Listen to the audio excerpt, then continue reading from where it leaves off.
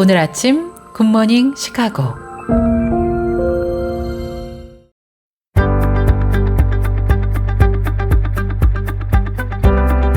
청취자 여러분 안녕하십니까? 11월 14일 금요일 KCBS 굿모닝 시카고 뉴스를 시작합니다.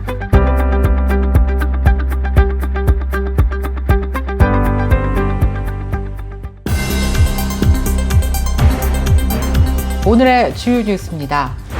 지난 수주 동안 시카고에서 대규모로 전개된 연방이민당국 ICE의 급습 작전인 미드웨이 블리츠와 관련해서 연방법원이 구금된 이민자 300여 명을 석방하라는 명령을 내렸습니다.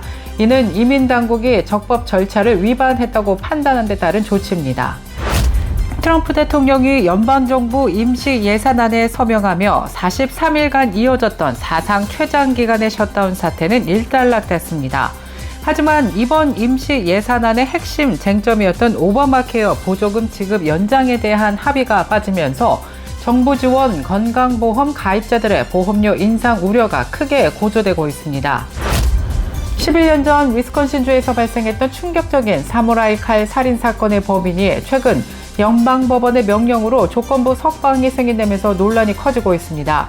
살해된 피해자 더스틴 반데르 헤덴 씨의 유가족은 범인이 여전히 위험하다며 거세게 반발하고 있습니다. 미국에서 가장 작은 단위의 동전인 1센트, 일명 페니가 232년 만에 역사 속으로 사라집니다.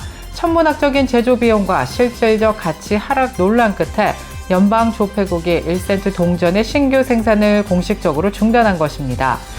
지난주 선거에서 뉴욕시장으로 당선된 34살의 조란 맘다니 당선인이 미국 정치권 전체에 엄청난 파급 효과를 일으키고 있습니다. 이른바 맘다니 효과로 불리는 이 현상은 밀레니얼과 Z세대의 대규모 정치 참여를 촉발하며 전국적인 세대 교체의 신호탄이 되고 있다는 분석입니다. 연방정부 셧다운이 종료되었음에도 불구하고 미국 자본시장이 일제히 하락세를 보였습니다. 시장의 불확실성이 해소되기는커녕 강력해진 금리 동결 전망과 기술주 고점 논란이 맞물리면서 뉴욕 증시 하락폭이 커지고 있습니다. 시카고 총영사관이 지난 11월 10일 월요일 대한민국 경찰청과 캔자스주 정부가 운전면허 상호 인정 약정을 체결했다고 밝혔습니다. 미국 연합감리교회가 지역연회가 결혼과 성에 대한 성경적 견해를 유지할 수 있도록 허용하는 헌법 개정안을 압도적인 찬성으로 통과시켰습니다. 자메이카에 인도주의적 구호 물품을 전달하려던 기독교 선교사 부녀가 비행기 추락사고로 사망하는 안타까운 일이 발생했습니다. 크리스천 투데이에 따르면 플로리다에 본사를 둔 기독교 선교단체 이그나이트 더 파이어의 창립자 알렉산더 웜과 그의 딸 세레나 웜은 지난 10일 플로리다에서 이륙한 직후 사고를 당했습니다.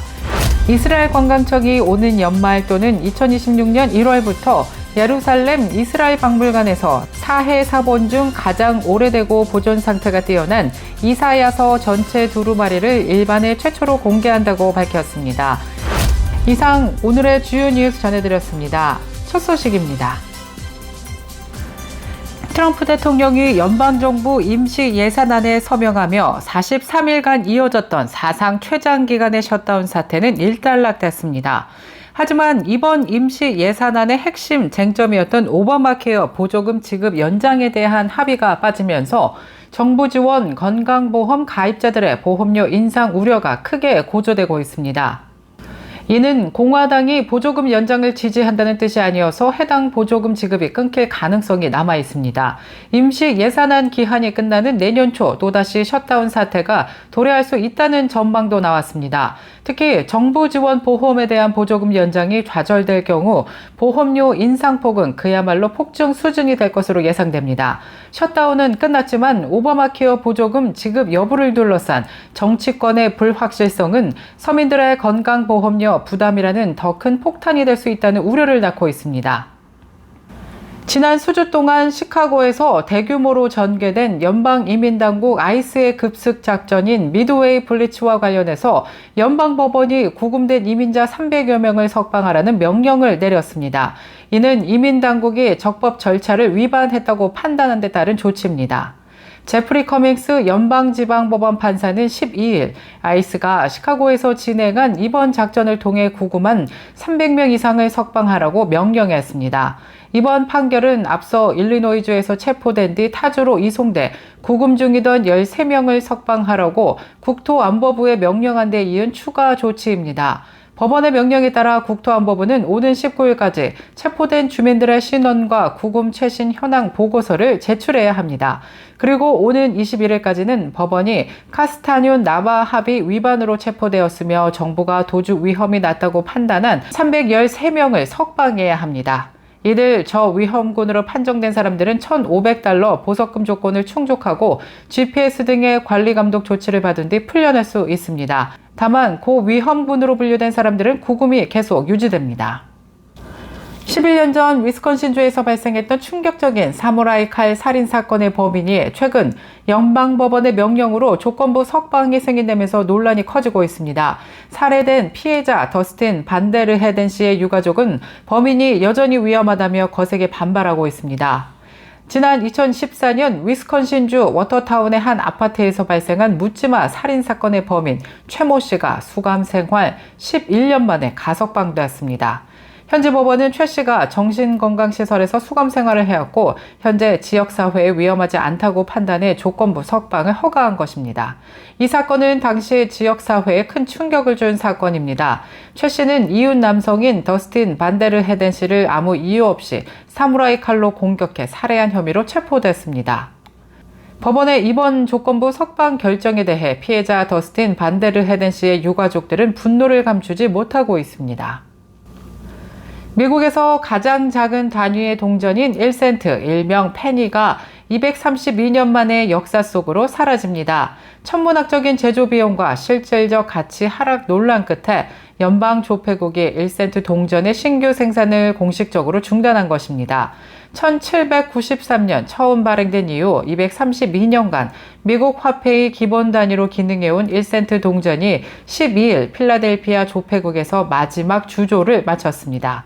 트럼프 대통령이 올해 초 제조 비용이 액면가보다 크다면서 생산 중단을 지시한 데 따른 것입니다. 이번 생산 중단의 가장 큰 이유는 경제성 때문입니다. 지난주 선거에서 뉴욕시장으로 당선된 34살의 조란 맘다니 당선인이 미국 정치권 전체에 엄청난 파급 효과를 일으키고 있습니다. 이른바 맘다니 효과로 불리는 이 현상은 밀레니얼과 Z세대의 대규모 정치 참여를 촉발하며 전국적인 세대 교체의 신호탄이 되고 있다는 분석입니다. 정치 전문가들은 맘다니 당선인이 미국 유권자들이 워싱턴 정치권에 간절히 바라는 변화와 세대교체 현상의 상징이라고 입을 모았습니다. 맘다니 당선인은 높은 주거비용과 천정부지로 치솟는 생활비 등 젊은 세대가 직면한 실질적인 문제에 집중하는 진보적 메시지를 내세웠습니다. 그의 이 명확한 메시지는 미국 전역의 수많은 유권자들에게 변화에 대한 갈망을 대변하며 각성하는 계기를 제공했습니다. 연방정부 셧다운이 종료되었음에도 불구하고 미국 자본시장이 일제히 하락세를 보였습니다.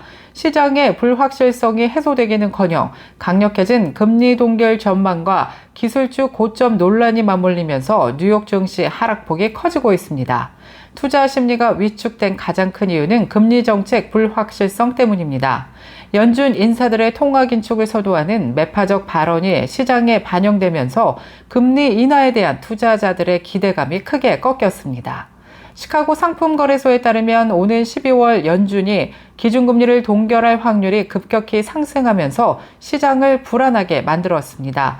그동안 시장의 상승을 이끌었던 기술주에서 대규모 차익 실현 매물이 쏟아져 나오면서 지수 하락을 부추겼습니다. 시카고 총영사관이 지난 11월 10일 월요일 대한민국 경찰청과 캔자스주 정부가 운전면허 상호 인정 약정을 체결했다고 밝혔습니다.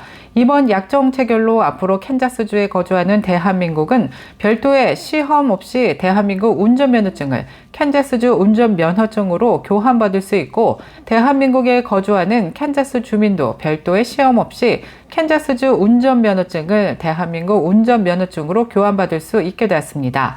약정은 11월 18일 월요일부터 발효되며 대한민국 국민이 캔자스주 운전면허증을 교환받기 위해서는 여권과 국제운전면허증, 영문 운전경력 증명서, 거주 증명 서류 등을 지참하고 캔자스주 DMV 사무실을 방문하면 됩니다. 약정 체결을 위해 캔자스주를 방문한 경찰청 대표단장 김호승 생활안전교통국장은 이번 약정 체결이 대한민국과 캔자스 주민들의 교류 협력에 도움이 될 것으로 기대한다고 밝혔습니다. 계속해서 교계 소식이 이어집니다. 미국 연합감리교회가 지역연회가 결혼과 성에 대한 성경적 견해를 유지할 수 있도록 허용하는 헌법 개정안을 압도적인 찬성으로 통과시켰습니다. 이는 지난해 교단이 성윤리에 대한 성경적 기준을 폐지하기로 결정한 데 이어 각 지역이 자체적으로 기준을 유지할 수 있도록 허용한 조치입니다. 크리스천 포스트에 따르면 지역화로 불리는 교단 구조를 허용하는 수정안 1은 찬성 34,148표, 반대 3,124표로 가결에 필요한 3분의 2 찬성 요건을 크게 웃돌았습니다. 이 개정안은 각 지역 연회가 UMC 교리서의 특정 조항을 해당 지역의 문화와 상황에 맞게 편집할 수 있도록 허용합니다. UMC 감독협의회는 이와 함께 3가지 헌법 개정안도 발표하며 이들이 모두 압도적인 지지로 통과됐다고 밝혔습니다. 수정안 2는 성별과 능력을 회원 제외 사유에서 제외하는 조항을 추가했습니다. 자메이카에 인도주의적 구호 물품을 전달하려던 기독교 선교사 부녀가 비행기 추락사고로 사망하는 안타까운 일이 발생했습니다. 크리스천 투데이에 따르면 플로리다에 본사를 둔 기독교 선교단체 이그나이트 더 파이어의 창립자 알렉산더 웜과 그의 딸 세레나 웜은 지난 10일 플로리다에서 이륙한 직후 사고를 당했습니다. 사고는 포트 로더데일 인근 코럴 스프링스의 주거 지역에서 발생했고 이들이 탑승한 에어 항공기는 오전 10시경 자택 인근 연못에 추락했습니다. 원 부녀는 이번 사고의 유일한 희생자로 확인됐습니다. 이그나이트 더 파이어는 성명을 통해 그들의 마지막 여정은 이타심과 용기의 본보기가 됐다며 알렉산더와 세레나의 빛은 그들이 변화시킨 모든 사람들의 삶 속에서 계속해서 빛날 것이라고 추모했습니다. 이스라엘 관광청이 오는 연말 또는 2026년 1월부터 예루살렘 이스라엘 박물관에서 사해 사본 중 가장 오래되고 보존 상태가 뛰어난 이사야서 전체 두루마리를 일반에 최초로 공개한다고 밝혔습니다. 이번 특별전은 박물관 개관 60주년을 기념하는 전시 사막의 목소리 위대한 이사야 두루마리의 핵심 콘텐츠로 약 4개월간 진행될 예정입니다. 학계는 이 두루마리가 기원전 125년경에 제작된 것으로 추정하며 오늘날 히브리어 성경과 약 95% 이상 일치한다고 평가하고 있습니다.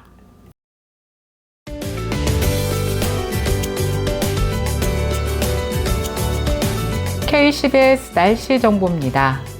금요일은 오늘 오랜만에 맑고 화창한 날씨 이어질 전망입니다. 기온도 어제보다 크게 오르면서 금요일 오늘 하루 종일 모처럼 따뜻한 날씨 이어질 전망입니다. 오늘 낮 최고 기온 64도 예상되며 밤 최저 기온은 36도 예상됩니다. 내일 아침 해 뜨는 시각 오전 6시 40분, 해 지는 시각 오후 4시 30분입니다. 이상 KCBS 날씨 정보였습니다.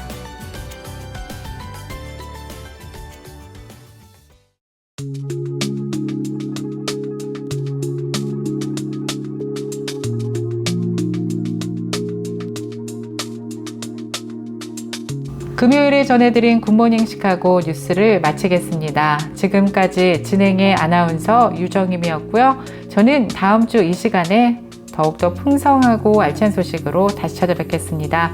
굿모닝 시카고 뉴스를 청취해주신 모든 여러분들 감사드리며 오늘도 주님 안에서 행복한 은혜 누리시길 바라겠습니다.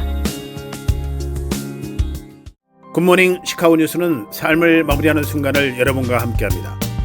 가장 저렴한 비용과 신뢰를 바탕으로 정성을 다하는 줄리심 장의사, 최신 학문과 기술 연마를 통해 최상의 치료로 보답하는 김강수 치과, 모든 보험을 원스톱으로 해결해드립니다. 한인사회를 위한 박상화 종합보험, 최고의 상품으로 소비자의 행복을 책임지는 영신건강 제공으로 함께합니다.